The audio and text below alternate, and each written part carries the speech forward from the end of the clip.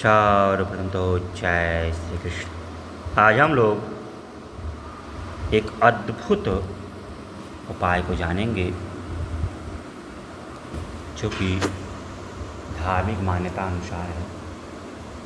कहा जाता है कि भगवान शंकर को दूध, दही, शहद, बेल पत्र, धतूरा, भस्म क्या क्या नहीं समर्पित किया जाता, उनके शिवलिंग पर चढ़ाया जाता है।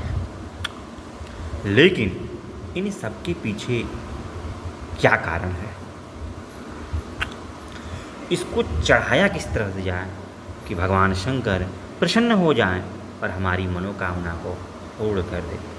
तो आज हम लोग इस कथा के माध्यम से इस चीज़ को जानेंगे कि शहद को किस प्रकार से शिवलिंग पर चढ़ाएं कि हमारी समस्त बाधाएं दूर हो जाएं, समस्त मनोकामनाएं पूर्ण हो जाएं।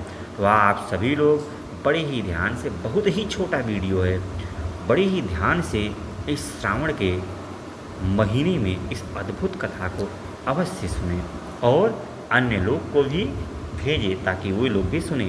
कहते हैं ना कि कथाएं जितना हो सके सुनाना चाहिए, सुनना चाहिए। और आज का समय तो बड़ा ही अच्छा है, वीडियो को जितना शेयर कीजिए करते जाइए। चलिए सभी लोग भगवान शंकर का ध्यान कीजिए और बोलिए ओम नमः शिवाय। माता पार्वती का भी ध्यान कीजिए, जय माता पार्वती, बाम बाम भोले, जय भोलेनाथ। भक्तों, सनातन धर्म में भगवान शंकर को आशुतोष कहा गया है, अर्थात जो थोड़ी सी भी श्रद्धा से शीघ्र प्रसन्न हो जाते हैं। भगवान शंकर को जल, दूध, बेलपत्र, धतूरा, भस्म और अनेक प्रकार के पूजन द्रव्य अर्पित किए जाते हैं।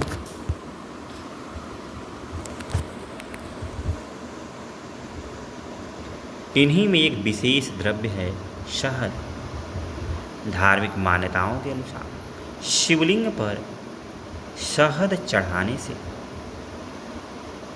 जो संबंध होता है किसी से, उसमें मधुरता आता है, प्रेम, वाणी की शुद्धता और जीवन में शुभ भावनाओं की वृद्धि से जोड़ा जाता है। लेकिन भक्तों, केवल शहद चढ़ा देना ही पूजा का उद्देश्य नहीं है।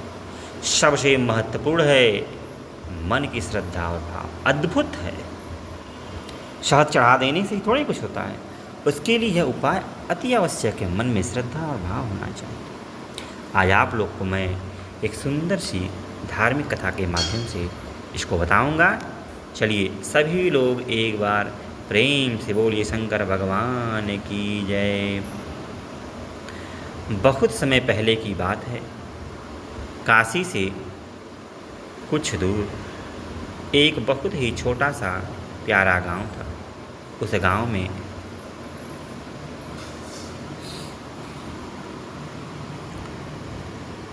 कृष्ण नाम का एक साधारण व्यक्ति रहता था। कृष्ण बहुत गरीब था, लेकिन भगवान शंकर का अनन्य भक्त था। उसके घर में धन नहीं था, बड़ा मकान नहीं था, लेकिन उसके हृदय में भगवान शंकर के लिए अपार श्रद्धा था। हर सुबह वह नदी में नहाता और जंगल के किनारे स्थित एक छोटे से प्राचीन शिव मंदिर में जाता था। मंदिर बहुत पुराना था।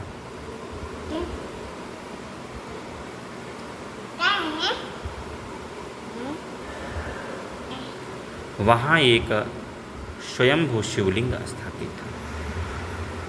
कृष्ण हर रोज शिवलिंग पर जल चढ़ाता, बेल पत्र अर्पित करता और हाथ जोड़कर कहता, हे शंकर भगवान, मेरे जीवन में चाहे जितनी कठिनाइयाँ हो, लेकिन मेरे मन से आपकी भक्ति कभी कम न हो। एक दिन कृष्ण मंदिर जा रहा था। उसी रास्ते में उसे एक बुजुर्ग व्यक्ति मिल गए।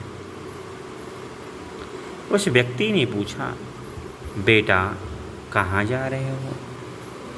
कृष्ण ने हाथ जोड़कर कहा, बाबा मैं अपने भोलेनाथ की पूजा करने जा रहा हूँ। वह व्यक्ति मुस्कुराकर बोला, क्या तुम जानते हो कि भगवान शंकर को कौन सी वस्तु किस भाव से अर्पित की जाती है? कृष्ण बोला, बाबा मैं तो गरीब हूँ, मेरे पास जो मिलता है वही भोलेनाथ को चढ़ा देता हूँ। वह व्यक्ति बोला, गरीबी वस्तुओं की होती है बेटा, भक्ति की नहीं। भगवान को वस्तु नहीं, भाव चाहिए। फिर उस व्यक्ति ने बताया, जब मन में कटता हो तो शिवलिंग पर शहद चढ़ाने से पहले अपने व्यवहार में मिठास लाने का प्रयास करो, क्योंकि असली मधुरता मन और वाणी की है। कृष्ण ने यह बात अपने हृदय में बसा ली। कुछ दिनों बाद गांव में एक मधुमक्खी पालने वाला व्यक्ति आया। उसके पास शुद्ध शहद था। माधव के पास बहुत कम पैसे थे। उसने अपनी छोटी सी बचत से थोड़ा सा शहद खरीदा। उस दिन वह मंदिर पहुंचा। उसने शिवलिंग को स्वच्छ जल से स्नान कराया और हाथ जोड़कर बोला, हे शंकर भगवान, मेरे पास आपके लिए बहुत कुछ नहीं है। यह थोड़ा सा शहद मैं आपको श्रद्धा से चढ़ा रहा हूँ। मेरे जीवन की कटुता दूर कीजिए और मेरी वाणी में मधुरता दीजिए। उसने श्रद्धापूर्वक शहद चढ़ा दिया। कथा के अनुसार उस दिन माधव के मन में एक अद्भुत शांति उत्पन्न हुई। उसने अनुभव किया कि जैसे उसके भीतर वर्षों से जमा क्रोध धीरे धीरे शांत हो रहा है। भक्तों, धार्मिक परंपराओं में शहद को मधुरता और शुभता का प्रतीक माना गया। जब भक्त शिवलिंग पर शहद चढ़ाता है तो वह भाव रख सकता है, हे महादेव, मेरी वाणी मधुर हो, मेरा व्यवहार मधुर हो, मेरे संबंध में प्रेम हो और मेरे मन से कटुता दूर हो। इसलिए शिव पूजा में शहद को केवल एक पदार्थ के रूप में नहीं, बल्कि एक प्रतीकात्मक अर्पण के रूप में भी देखा जाता है। कुछ समय बाद गांव में एक कठिन परिस्थिति आ गई। गांव के दो परिवारों के बीच भूमि को लेकर विवाद हो गया। दोनों परिवार एक दूसरे से कटु बातें करने लगे। कृष्ण को भी इस विवाद में शामिल होने के लिए कहा गया, लेकिन कृष्ण ने दोनों परिवारों से कहा, भाइयों, हम रोज़ भगवान शिव की पूजा करते हैं। यदि हमारी वाणी ही विष जैसी हो जाए तो हमारी पूजा का क्या अर्थ? उसने दोनों पक्षों को समझाया। पहले तो किसी ने उसकी बात नहीं मानी, लेकिन कृष्ण शांत रहा। उसने किसी के लिए बुरा शब्द नहीं कहा। धीरे धीरे दोनों परिवारों का क्रोध शांत होने लगा। अंततः दोनों ने बैठकर अपना विवाह समाप्त कर दिया। गांव के लोगों ने कृष्ण से पूछा, तुमने ऐसा क्या किया कि दोनों परिवार मान गए?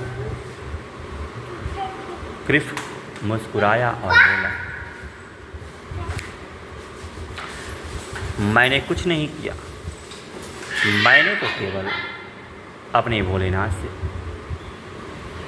सीखा है कि कटुता को कटुता से नहीं, मधुरता से शांत किया जाता है। उस रात कृष्ण मंदिर गया। उसने शिवलिंग के सामने दीपक जलाया और हाथ जोड़कर कहा, हे महादेव, यदि मेरी वाणी से किसी का मन दुखता हो तो मुझे क्षमा कीजिए। मुझे ऐसा जीवन दीजिए जिसमें मैं किसी के लिए कटु वचन न बोलूं।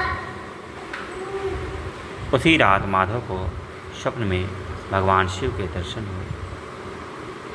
भगवान शिव ने कहा, वत्स, मेरी ऊपर शहद चढ़ाने से अधिक प्रिय मुझे तब लगता है जब तुम्हारी वाणी किसी दुखी व्यक्ति के लिए मधुर बनती हो। कृष्ण ने हाथ जोड़कर कहा, प्रभु, मैं आपका संदेश समझ गया। भगवान शंकर बोले, जो मेरे भक्त के हृदय में प्रेम जगाता है वही मेरी सच्ची पूजा करता है।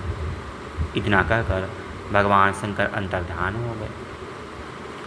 भक्तों, धार्मिक मान्यताओं के अनुसार शिवलिंग पर शहद अर्पित करने को कई शुभ भावनाओं से जोड़ा जाता है। वाणी में मधुरता, भक्त प्रार्थना करता है कि उसके शब्दों में कठोरता न रहे और वह दूसरों से प्रेम पूर्वक बातें करे। मन की शांति, शहद की मधुरता को मन की शांति और सकारात्मक भावनाओं का प्रतीक माना जाता है। संबंधों में प्रेम, भक्त यह भावना रखता है कि परिवार और समाज में प्रेम तथा सद्भाव बना रहे। भगवान शिव के प्रति समर्पण, शहद अर्पित करते समय भक्त अपनी इच्छाओं के साथ साथ अपना अहंकार भी भगवान के चरणों में समर्पित करने का भाव रखता है। लेकिन याद रखिए, ये धार्मिक मान्यताएं, इन्हें वैज्ञानिक रूप से निश्चित परिणाम देने वाला उपाय नहीं माना जा सकता। तो भक्तों, इस कथा का सबसे बड़ा रहस्य यही है कि शिवलिंग पर शहद चढ़ाने का अर्थ केवल बाहर से शहद अर्पित करना नहीं, हमें अपने जीवन में भी मधुरता उतारनी है। यदि हम शिवलिंग पर शहद चढ़ाएं और घर जाकर अपने माता पिता से कठोर बोले, पति पत्नी एक दूसरे से कटु व्यवहार करे, भाई भाई से लड़े झगड़े, दूसरों का अपमान करे, तो हमें अपनी पूजा के भाव पर विचार करना चाहिए। भगवान शिव हमें केवल पूजा की विधि नहीं, जीवन जीने की कला सिखाते हैं। यदि कोई भक्त शहद से शिवलिंग का पूजन करना चाहता है तो श्रद्धापूर्वक थोड़ी मात्रा में शहद अर्पित कर सकता है।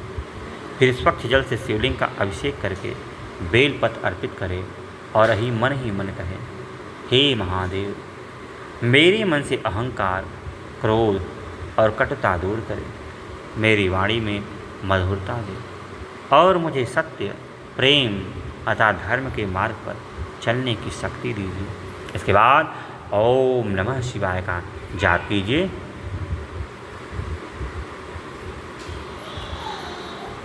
कृष्ण की कथा हमें यही सिखाती है कि भगवान शिव को प्रसन्न करने का सबसे सरल मार्ग है सच्ची श्रद्धा, सरल हृदय और मधुर व्यवहार। शिवलिंग पर चढ़ाया हुआ शहद कुछ क्षण में समाप्त हो सकता है, लेकिन यदि उसी शहद की मधुरता हमारे व्यवहार में आ जाए तो वही पूजा जीवन भर हमारे साथ रहती है। इसलिए आज भगवान शिव के सामने एक संकल्प लें, मैं किसी के प्रति अनावश्यक कटु वचन नहीं बोलूँगा, मैं अपने माता पिता का सम्मान करूँगा, मैं ज़रूरतमंद की सहायता करूँगा, मैं क्रोध के स्थान पर धैर्य रखूँगा और अपने हृदय में भगवान शिव के प्रति श्रद्धा बनाए रखूँगा। हे नीलकंठ महादेव, जिस प्रकार शहद मधुर होता है उसी प्रकार हमारी वाणी मधुर हो। जिस प्रकार भगवान शिव सबको अपने हृदय में स्थान देते हैं उसी प्रकार हमारे मन में भी प्रेम और करुणा उत्पन्न हो। हमारे परिवार में सुख शांति रहे, हमारे मन से अहंकार और क्रोध दूर हो, हमारे जीवन में धर्म, सत्य और सदाचार की वृद्धि हो। हे भोलेनाथ, हमारी पूजा में कोई कमी रह जाए तो क्षमा कीजिए। ओम त्र्यंबके यजामहे सुगंधिं पुष्टिवर्धनम। ओम नमः शिवाय। हरे हरे महादेव। भक्तों, यदि आपको यह कथा अच्छी लगी हो तो भगवान शिव का नाम लेकर अपने प्रियजनों के साथ इसे अवश्य साझा करें। बोलिए भगवान शंकर की जय, माता पार्वती की जय। पार्वती पातय हरे हरे महादेव। तो आप सभी लोग इस कथा को जितना हो सके मधुरता के साथ अन्य लोगों को भी शेयर करें, लाइक करें, कमेंट करें और जो लोग नए हैं चैनल सब्सक्राइब अवश्य करें। तो ठीक है, आज के लिए इतना ही, फिर किसी दिन मिलते हैं। तब तक के लिए जय श्री कृष्ण, जय श्री कृष्ण, हर हर महादेव।